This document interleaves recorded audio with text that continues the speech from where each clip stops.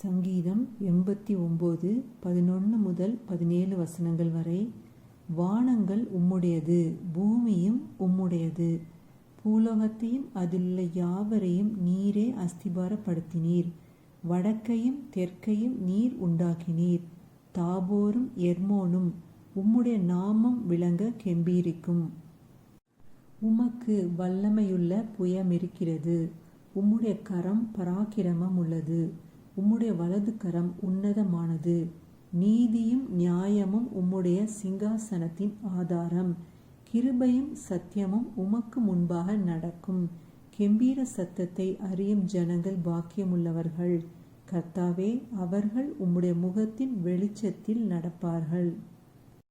அவர்கள் உம்முடைய நாமத்தில் நாடோறும் களிகூர்ந்து உம்முடைய நீதியால் உயர்ந்திருப்பார்கள். நீரே அவர்கள் பலத்தின் மகிமையாயிருக்கிறீர். உம்முடைய தயவினால் எங்கள் கொம்பு உயரும். ஆமேன். ஹல்லேலூயா.